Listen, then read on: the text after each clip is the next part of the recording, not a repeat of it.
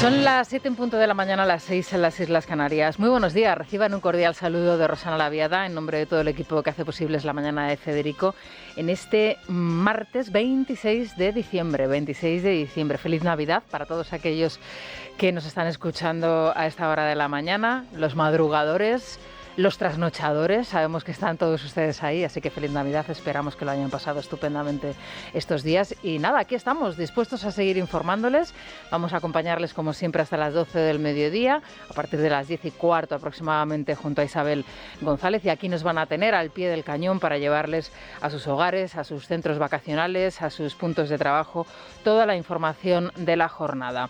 Hoy es San Esteban Mártir. Esteban fue uno de los primeros en seguir a los apóstoles, seguro que lo saben todos ustedes, y desde luego muy querido en Jerusalén. Fue un hombre lleno de fe y de Espíritu Santo, pero algunos instigaron al pueblo al decir que lo habían escuchado blasfemar contra Moisés y contra Dios, y fue arrastrado ante el Sanedrín con falsos testigos. Fue lapidado y mientras era golpeado por las piedras, el joven pidió a Jesús que acogiera su espíritu y perdonase a sus asesinos, ¿no? Hasta ese punto llegó su generosidad, ¿no? Y su piedad. Bueno, hoy, por supuesto, todas nuestras felicitaciones para los Esteban. Bueno, hoy es un día en donde tradicionalmente en Cataluña se toman no las lasañas, son las lasañas, se coge la carne que ha sobrado del día anterior y se hacen los canelones. Hoy es el típico día de comer los restos de serie que nos han quedado del día 25 y del día 24, y allí, como son tan prácticos, bueno, pues utilizan todo ello para hacer, bueno, pues los canelones que se comen por San Esteban. Felicidades, por cierto, a todos ellos y también a los que nos escuchan, por supuesto, desde Cataluña. Les comento que sigue la situación anticiclónica prácticamente en todo el país, con el predominio de los cielos poco nubosos en toda España y despejados, aunque eso sí, con alguna niebla matina a la primerísima hora del día, sobre todo de madrugada, en la meseta norte, donde las heladas han comenzado, así que mucha precaución si tienen que trasladarse a primera hora de la mañana. También en Extremadura, en el oeste de la meseta sur y en las zonas de la cuenca del Ebro. Mucha precaución si tienen que coger el coche a primera hora. Podría llover, aunque de manera, eso sí, muy débil al oeste de Galicia, y las temperaturas máximas, eso sí, bajan ligeramente. A esta hora, en Madrid estamos en el entorno de los 2 grados, hoy la máxima será de 7, un día frío, muy frío, como está siendo prácticamente todo este fin de semana. La máxima nacional hoy en Santa Cruz de Tenerife, 23 grados, y la mínima la localizamos en Albacete, en Burgos, en León, en Palencia y en Valladolid, atención, con 4 grados bajo cero.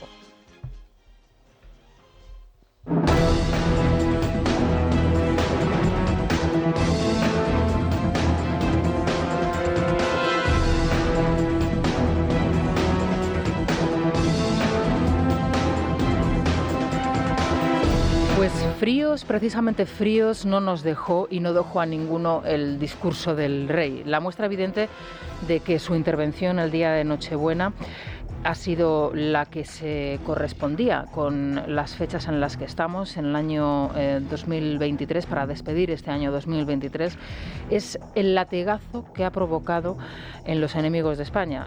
Y digo latigazo en el sentido, entiéndanme ustedes, metafórico del término. Lo preocupante es que los enemigos de España pasan por ser los socios preferentes de Pedro Sánchez y del Partido Socialista. Y por qué no decirlo, el latigazo que también ha provocado el discurso y las palabras del rey en Pedro Sánchez mismo y en lo que él representa, en todo lo que él representa.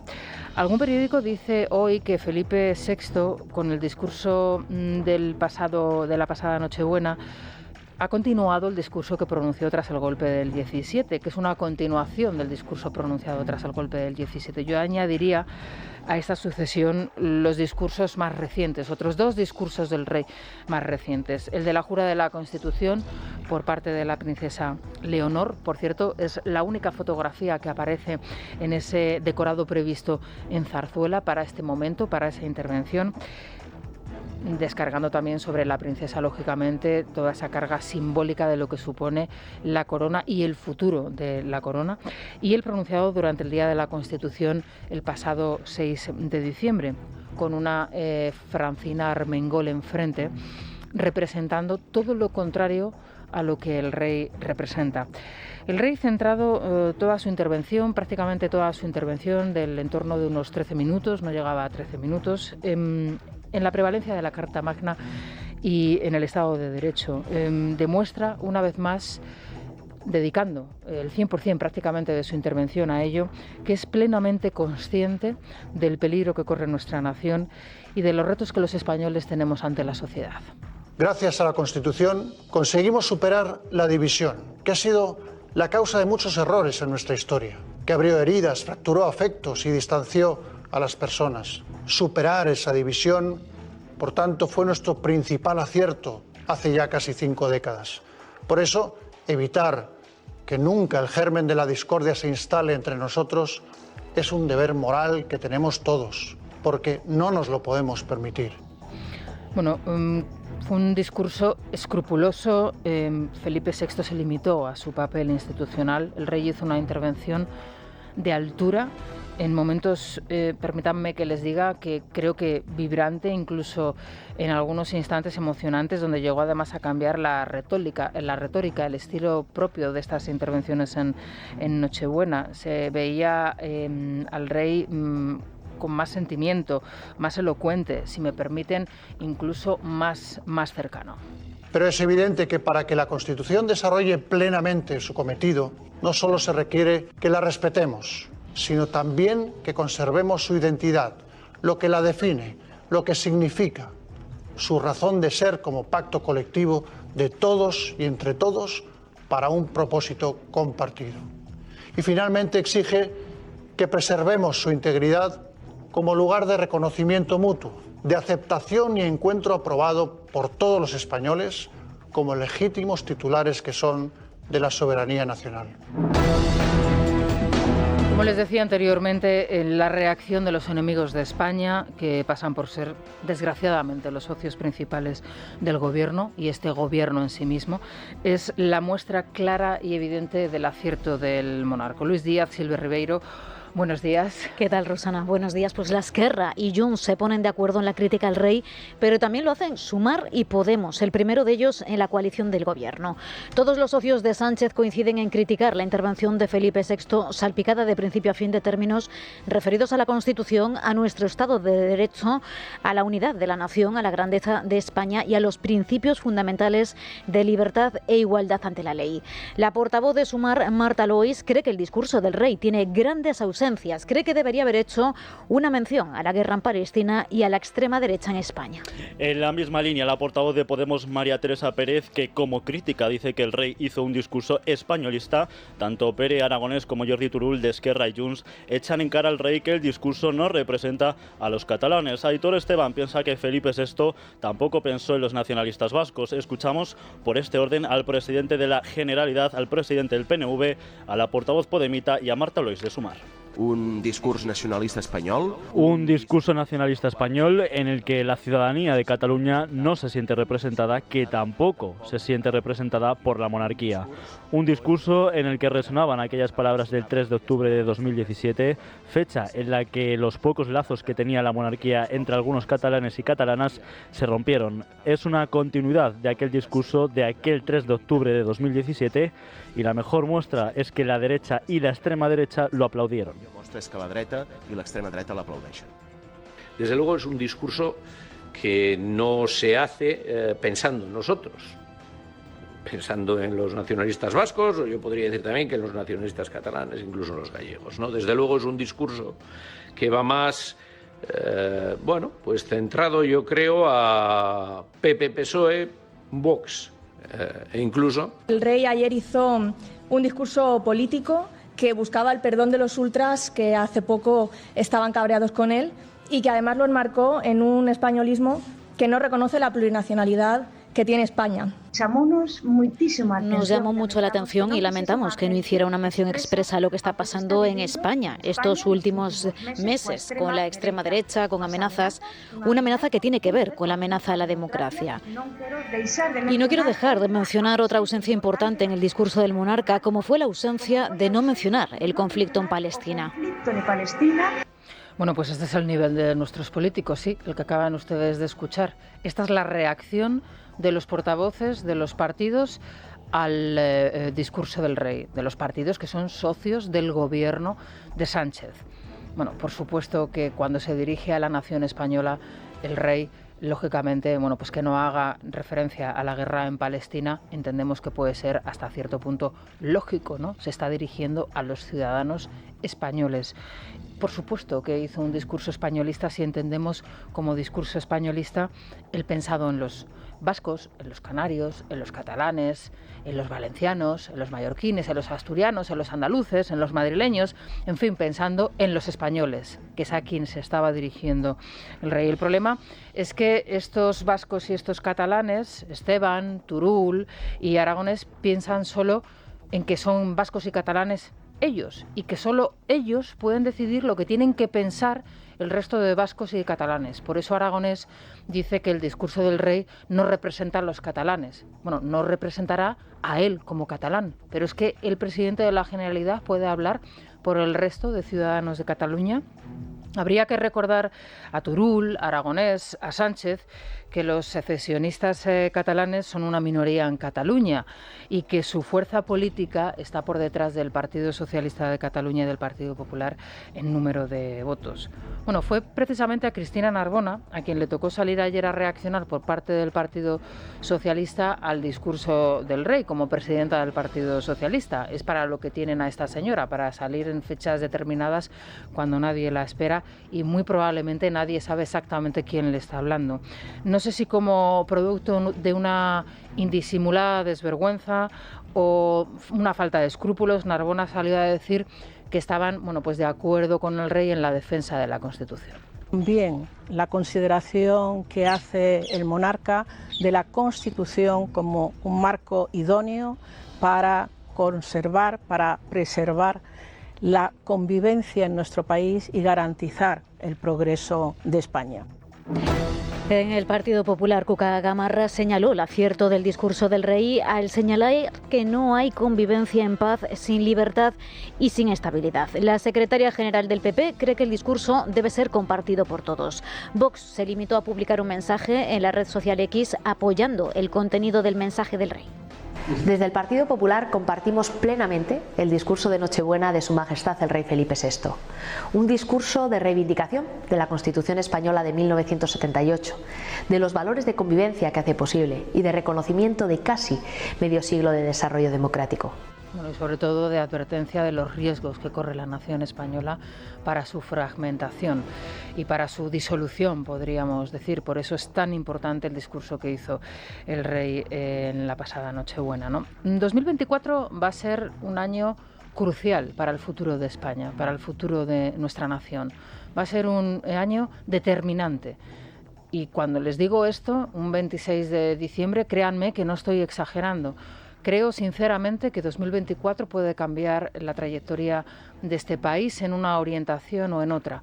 Y creo firmemente que las convocatorias electorales que ya tenemos en el horizonte van a ser determinantes para establecer este horizonte para nuestra nación. 2024 va a ser un año electoral, ya tenemos una de las fechas determinadas, el próximo día 18 de febrero va a haber elecciones en Galicia y, bueno, en principio consideramos, o al menos eso lo consideran en el Partido Popular, que el señor Alfonso Rueda, el actual presidente de la Junta de Galicia, ha acertado estratégicamente al adelantar las elecciones. Veremos a ver qué es lo que sucede.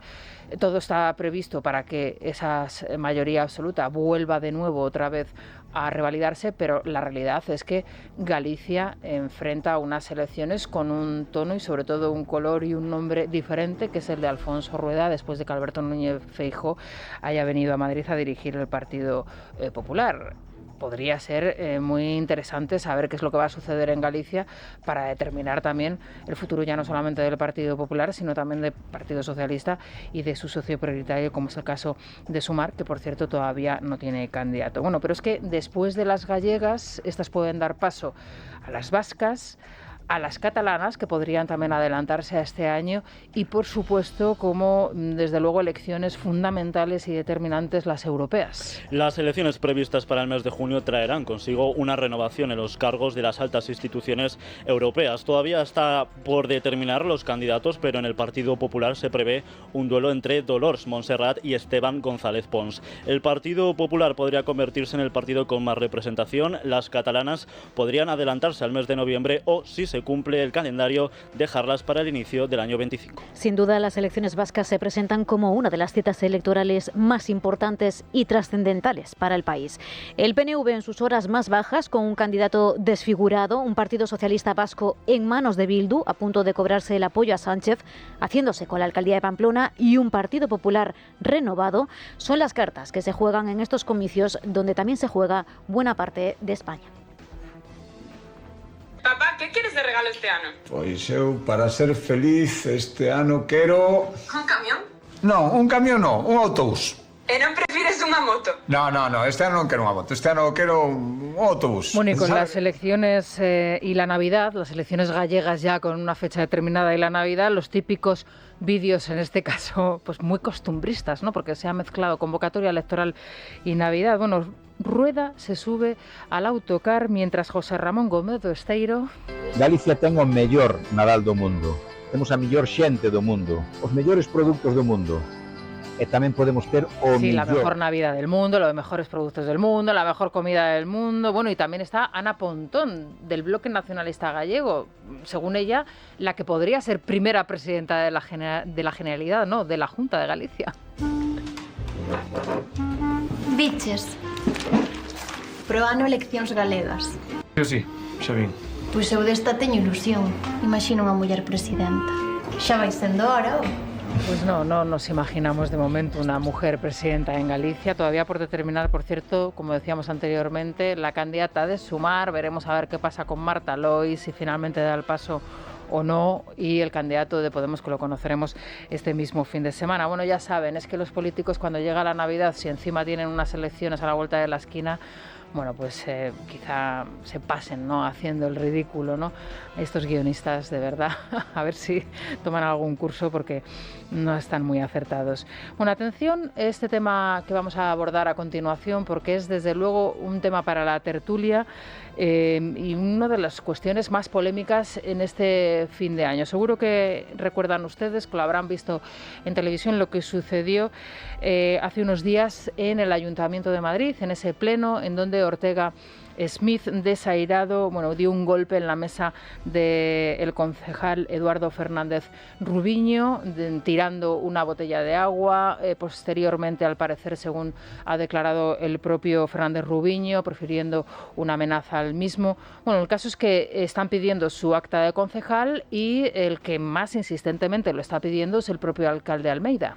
El alcalde de Madrid exige al líder de Vox en el Ayuntamiento de Madrid que entregue su acta de concejal tras el altercado protagonizado la pasada semana. Ortega Smith arrojó en el último pleno del año una botella de agua al portavoz adjunto de Más Madrid, Eduardo Fernández Rubiño, tras un tenso debate sobre la entrega de la alcaldía de Pamplona a Bildu por parte de los socialistas. El dirigente de Vox niega la agresión, pero las imágenes demuestran que la acusación es cierta, y todos los portavoces de los grupos, desde Almeida a Juan Lobato del PSOE, pasando por Rita Maestre, exigen su dimisión.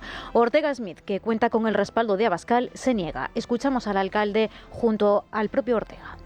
Mantenemos, por supuesto, la petición de que Javier Ortega Smith deje el acta, porque, como dije el otro día, su actitud es inaceptable, es una actitud intimidatoria hacia Eduardo Fernández Rubiño, que no se sostiene en el Pleno del Ayuntamiento de Madrid, donde las diferencias se deben dirimir exclusivamente con la palabra y no mediante la intimidación y mediante la conducta agresiva que el otro día tuvo Javier Ortega Smith. Porque hay algunos que no podemos aceptar que se rían de la memoria de las víctimas del terrorismo. Ante eso, probablemente, como ser humano que soy, no debería haberle tirado la botella. Por cierto, estaba vacía. No ha habido agresión ninguna. Bueno, pues sin duda, como les digo, es un tema para la tertulia. Es cierto que la actitud es impresentable por parte del señor Ortega Smith, pero he de decir, y esto no lo tomen ustedes como una defensa de lo que ha hecho el señor Ortega Smith, que esa actitud la hemos visto ya en otros plenos, ¿eh? Hemos visto amenazas. Hemos visto cómo una actual ministra de Sanidad fingía apuntar como con una pistola a la presidenta de la Comunidad de Madrid. Les cuento lo que se ha visto en los ayuntamientos del País Vasco y de Navarra. Podemos continuar por Cataluña, si quieren ustedes, incluso por Valencia, el señor Baldoví recientemente. Claro, si estamos exigiendo la entrega del acta de concejal al señor Ortega Smith por hacer, insisto, un acto absolutamente rechazable en el Parlamento madrileño, bueno, yo creo que esto crearía un precedente y después de él tendrían que venir otros muchos. Pero ya le digo, es que ¿qué ayuntamiento, qué sede de gobierno autonómico se libra de este tipo de actitudes totalmente, insisto, impresentables? En el propio Congreso de los Diputados. Me ha parecido a mí recordar alguna escena, desde luego, poco recomendable para los oídos y para la vista. Si no se llega a caer o se llega a tirar la botella, ¿estarían pidiendo también el acta de diputado del señor Ortega Smith?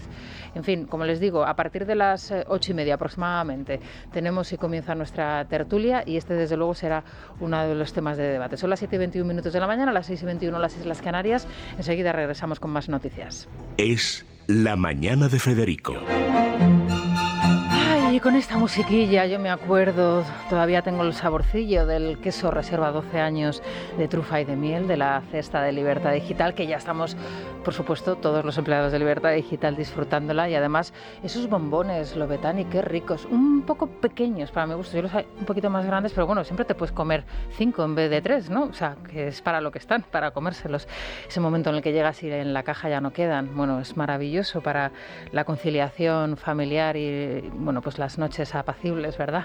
Peleándose todos por el turrón. Bueno, turrón también tenemos en la cesta de Libertad Digital, el de Alicante, el clásico, el de Primitivo Rovira e Hijos, y ese aceite molino de zafra para hacer una buena ensalada. Pero además tenemos, por supuesto, la botella de tinto Aljibes, el Becker Brut Chardonnay, en fin, tenemos de todo, y el producto estrella, el jamón de Guijuelo, entre 7 y 7 kilos y medio de tu jamón directo, un magnífico cuchillo jamonero además para cortar perfectamente y servir en tu mejor mesa.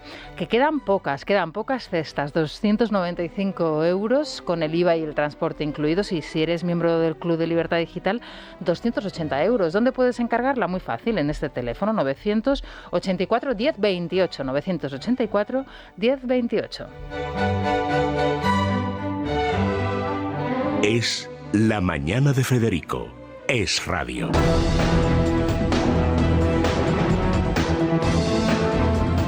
Son ya las 7:31 de la mañana, las 6:31 en las Islas Canarias, con Sara Becerro y con Luis Díaz. Vamos a contarles más noticias que nos deja el día, como viene siendo habitual, y lógicamente aprovechando el buen tiempo que hace, sobre todo en nuestro archipiélago canario.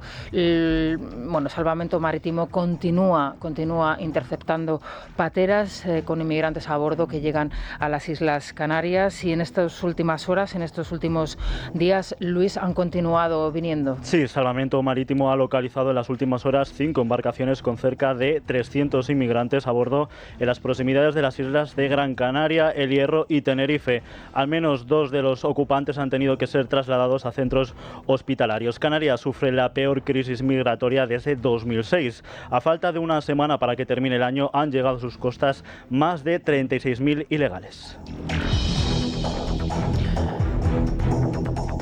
Y la Ertzaintza ha detenido en Bilbao a un hombre de 30 años por arrojar amoníaco a su pareja. Tras una discusión, se le investiga por un delito de violencia en el ámbito familiar, y a punto de finalizar el turno de la presidencia de la Unión Europea, un grupo de 11 eurodiputados ha emitido una carta en la que denuncia la falta de implicación de España, de los ministerios de Igualdad y de Justicia, para sacar adelante la primera directiva comunitaria contra la violencia hacia las mujeres. En 2023 han sido asesinadas más de de 50 mujeres de la Unión Europea. En España el año cierra peor que el anterior, con 53 víctimas. Con el fracaso de esta directiva a su espalda, la extitular de Igualdad calienta ya su campaña para las elecciones europeas. Irene Montero ha publicado el día de Navidad una imagen en la que aparece junto a sus 3 hijos. En la imagen, Irene Montero aparece leyéndoles un libro sobre Alfonsina Estrada, la única mujer que ha corrido el Giro de Italia. En privado, Podemos reconoce que posiblemente el de Montero sea el único escaño que logren en los comicios de junio. Bueno, pues efectivamente, la extitular de Igualdad al frente de un ministerio que ha fracasado.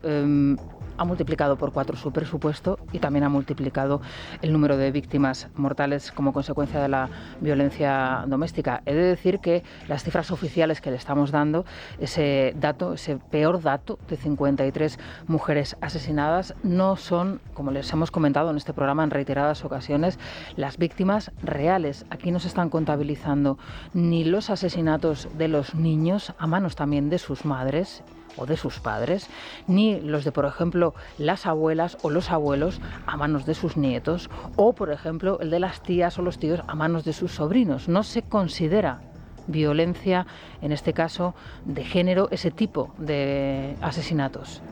Estábamos hablándoles hace tan solo unos días de que la contabilidad real de estos casos sitúa por encima de los 100 el número de asesinatos. Y la cifra oficial nos está dando 53. No es que el ministerio de Montero haya fracasado, es que lo ha hecho de manera estrepitosa. Y si continúan con estas políticas, mucho me temo que el número de víctimas va a seguir aumentando. Y esta mujer es la que se va a presentar ante Europa en nombre de España. Bueno, ojo también al sentido del humor que a veces tienen los políticos. Uno, es verdad que hay cierta moda entre los cómicos, y eso lo conocemos y lo habrán visto ustedes recientemente, de hacer un humor muy bestia. Precisamente para acabar con la cantidad de reproches, de tapujos y de buenismo que hay en las sociedades occidentales actuales. Esto está sucediendo en España, en Inglaterra, en Francia, en Italia, pero son cómicos.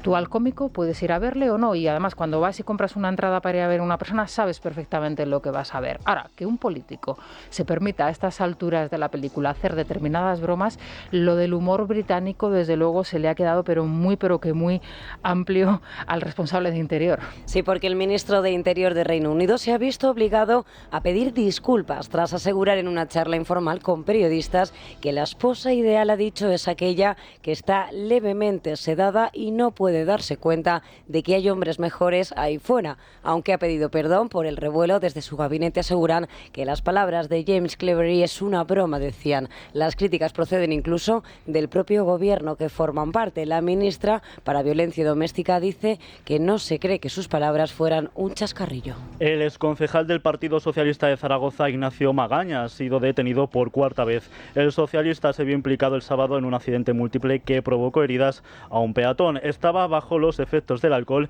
y tras el siniestro de la Guardia Civil habría encontrado drogas escondida en un calcetín. Magaña fue detenido en el pasado por violencia doméstica, aunque fue absuelto. El Partido Socialista le expulsó hace meses y le suspendió de militancia por su implicación en otros 2 incidentes de tráfico. Bueno, llegan los últimos días del año y es momento de hacer cuentas en todos los hogares y también saber lo que se va a incrementar la factura de la luz, la alimentación, el colegio de los niños, el transporte, en fin, todo, absolutamente todo sube, y a partir de ese instante es en el que todos nos llevamos las manos a la cabeza, así que más vale ser precavido, por cierto, con tintes económicos también, y ahora enseguida lo vamos a abordar con Beatriz. Este final de año, hoy mismo tendremos una rueda de prensa por parte del Grupo Popular, pero es que mañana también Consejo de Ministros. Es que mañana se celebra ese último Consejo de Ministros del año y el último también de Calviño como ministra. Se espera que el Gobierno anuncie una prórroga de algunas de las medidas en vigor para luchar contra la inflación, tal y como va a exigir hoy mismo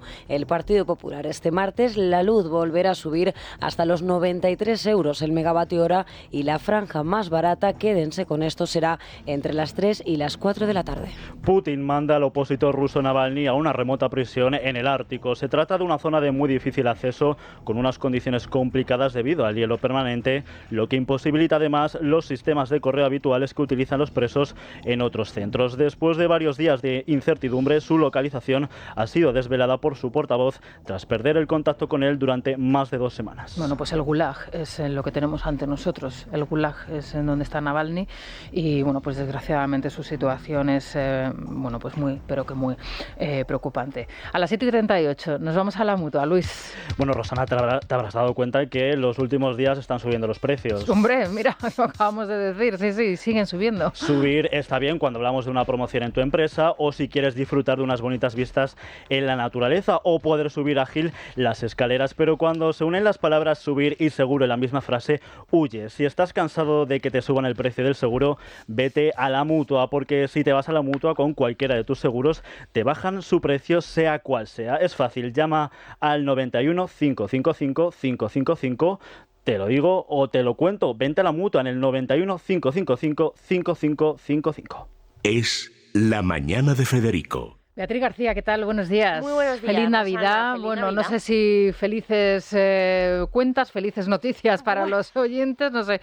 Bueno, ¿cómo se presenta la prensa económica? ¿Cómo presentamos hoy la información en Libre Mercado? Pues no tenemos tantas buenas noticias, la verdad, últimamente. Nos cuenta, por ejemplo, José María Rotellar en Libre Mercado, cómo se ha encarecido el bono español desde que Sánchez gobierna. La verdad es que los resultados son reveladores. Nuestro analista recoge una comparativa entre, por ejemplo, la evolución de la deuda griega, la italiana, la española, la portuguesa, estos los llamados PIGs. Bueno, pues España no sale nada bien parada. ¿Por qué? Porque nuestra deuda se ha encarecido, nuestro bono ha subido más de un 100%. Bastante mal. Vemos, por ejemplo, otros países que no se les da mal la evolución. Se queda Portugal en el 46%, Italia en el 36%, Grecia en el 30%. ¿Esto qué significa? Pues que hay un aumento notable de la desconfianza en España, de nuestra credibilidad como país.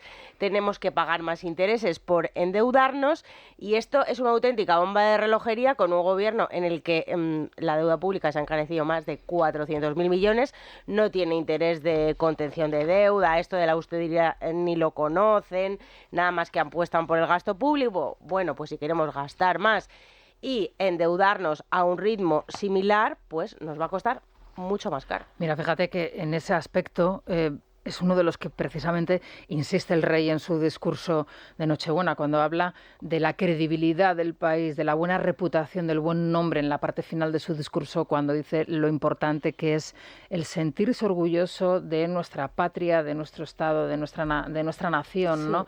Bueno, pues es que claro, cuando ya uno lleva la mala fama por delante, pues lógicamente la credibilidad que tiene ante los que le están observando es nula, ¿no? Y en este caso podría ser uno de ellos. Y aquí lo demostramos con datos, la verdad. Bueno, creo que es Carlos Cuesta, ¿no?, quien firma la siguiente noticia. Yolanda Díaz exige el golpe definitivo a Madrid, por supuesto, claro. Tras premiar a Cataluña, reclama que Ayuso eleve el pago a todo el resto, ¿no? O sea, bueno, como siempre, Ayuso en el centro de mira, ¿no? Claro, a ver lo que le podemos sacar a la Comunidad de Madrid. Es una proposición no de ley de Sumar, quieren reformar el sistema de financiación autonómica y tienen una idea, bueno, pues magistral, teniendo en cuenta que la Comunidad de Madrid es la región más solidaria de España, la que más aporta a la caja común, la que gracias a las aportaciones de Madrid, bueno, pues Andalucía puede tener mejores colegios, Asturias puede tener mejores hospitales. ¿Qué quiere Sumar? Que Madrid siga aportando más, que Cataluña aporte menos. Hay que respetar a Cataluña. A mí, la verdad, sentiría mucho ser de izquierdas, ponerme la bandera de la igualdad y la solidaridad y apostar por lo que quiere Cataluña, que es lo que hay detrás de toda esta reforma del sistema de financiación autonómica, que es decir, yo soy una de las regiones más ricas de España y no lo quiero compartir con nadie. Pues, señores votantes de izquierdas, háganselo mirar, porque esto es lo que quiere Cataluña. Bueno, en El Economista nos hablan de la cotización extra para la lucha de las pensiones, pero fíjate, me resulta muy interesante. Además, tenemos una entrevista prevista esta semana para hablar, entre otras cuestiones, de este asunto. Lo que va a pasar a partir del próximo día 1 de enero, que es la obligación que van a tener todas las empresas de cotizar por los becarios, ¿no? En este caso. Sí. ¿Por qué ¿Por qué esto puede frenar la contratación? ¿Por qué puede frenar? Explícanoslo. Claro, esto, el titular del Economista, algo que no se podía saber. Nos dice, obligar a cotizar por los becarios no retribuidos frena su contratación. A partir del 1 de enero ya se cotiza por los becarios a los que se les paga el salario de prácticas. Porque hasta el momento no se cotizaba por ellos. No se cotizaba por los que cobraban, pero no se cotizaba por los que no cobraban. O sea, no cobras nada, no cotizas nada. Es la lógica. Bueno, pues al gobierno no le parece lógico. Quiere que los becarios que no cobren nada también coticen. Porque hay becarios que no cobran. Que hay becarios que no cobran, exactamente, sí. Bueno, pues estos becarios que no cobran, ¿qué está pasando? ¿Qué dicen las empresas? Jolín, yo ahora tengo que cotizar por este becario. Y fíjate que el gobierno en el Real Decreto ha establecido una bonificación de más del 90%. O sea, te lo va a pagar el Estado esos impuestos por ese becario que no cobra. Pero es que les han metido a las empresas tal maraña burocrática, unos trámites legislativos que una pequeña empresa no es capaz de tener a su departamento laboral, a un gestor a lo mejor que tiene subcontratado, de hacer todos estos trámites con la Seguridad Social. Y ya están llamando tanto a universidades, y es lo que nos cuenta el Economista, a centros de formación profesional diciendo, es que prefiero no tener becarios. Porque tú, la tarea que me estás mandando a mí a nivel burocrático, de papeleo, de establecer, que si establecer la cotización, me está suponiendo que me quitas muchísimo tiempo y esto también me cuesta dinero. Bueno, pues es una cosa a tener en cuenta, desde luego. Claro, yo no entendía, digo, ¿pero por qué? O sea, ¿por qué esta relación entre la no contratación y la cotización? Pues tiene mucho tiene sentido. Tiene lógica. Bueno, y por último, Telefónica. Bueno, a ver, la entrada de Telefónica. Del Estado en Telefónica, mejor dicho, sí. Que bueno, hay bastante... Como situación previa a lo que puede suceder próximamente. Tela que cortar, sí, pues nos cuenta con otras cotizadas. La entrada en Telefónica lleva al Estado a ser socio de A3 Media, Prosegur y Amancio Ortega. El diario de Prisa que destaca, bueno, pues que la operación de la SEPI va a llevar al Estado al negocio televisivo. Bueno, no hay que olvidar que tenemos Televisión Española, pero es interesante saber cómo Telefónica desde 2020 tiene un acuerdo con A3 Media, uno de los mayores grupos del país. Entra el Estado en Telefónica. Bueno, pues tú tienes que Pedro Sánchez tenga poder en uno de los principales grupos televisivos del país. Es una noticia a destacar que el diario de Prisa nos pone encima de la mesa hoy. Pero esto fuerza mucho, ¿no? Entonces, en este caso sí señalan, ¿no? En otros casos claro, no lo hacen, Sí, en ¿no? otros casos no lo hacen. Ya, no sé. En fin, bueno, Beatriz, seguiremos pendientes de las noticias. Bueno, que hay mucha tela que cortar en este fin de año. Siempre para vosotros, los de economía, tenéis mucho material que... desgraciadamente, como nos decías, no siempre bueno. No siempre bueno. A ver si cambia la cosa. Luego con la apertura de la bolsa volvemos otra vez a escucharte. Muchas gracias, Bea. Son las 7:48 de la mañana, las 6:48 en las Islas Canarias. Se van a quedar con las noticias más cercanas, las de su comunidad, y de regreso volvemos con más información y con nuestra tertulia. Es La Mañana de Federico. Es Radio.